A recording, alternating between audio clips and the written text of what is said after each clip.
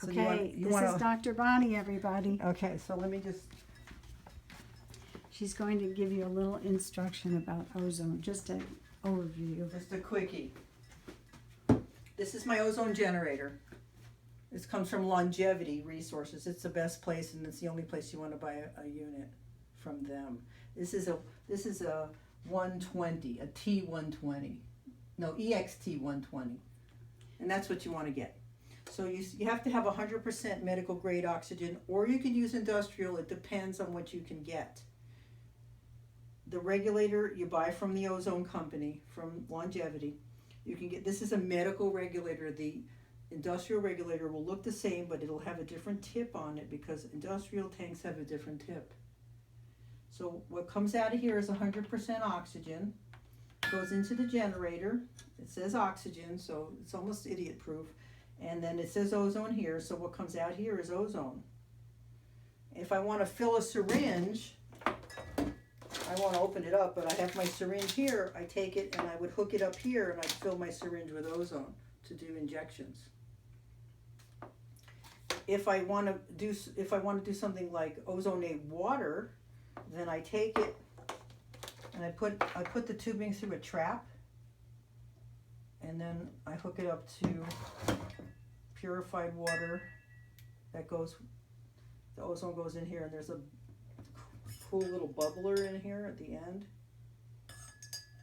What do you use your water for? You drink the water.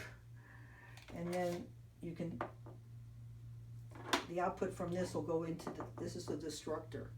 So the destructor takes ozone and makes it into oxygen, so you can breathe it. You're not really supposed to breathe ozone, and especially if you have asthma or emphysema, you really don't want to breathe it. So if you ozonate the water for 10 minutes at a certain setting, then you can take and drink 500 cc's of it, and it's really good for you. You could also take this and hook it up to a stethoscope attachment. Also going through the water, stick the stethoscope in your ears, and you get ozone going to your ears if you have an ear infection or a head cold, sinus infection. You can also stick ozone actually in your sinuses if you want to, but children it's hard to do on. So I was telling Jan that I do this for my grandson. He loves it. So when he's sick, he says, "Grandma, I need ozone in my ears."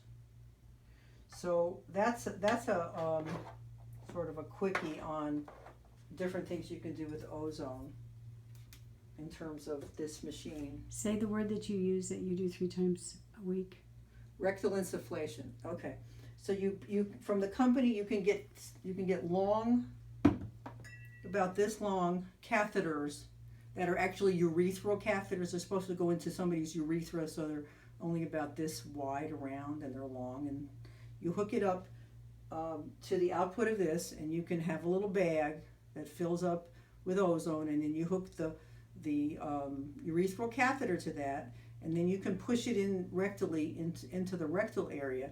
And what you do is when you get ozone into your bottom, there's a lot of mucous membranes around the rectal opening, and those mucous membranes have double bonds.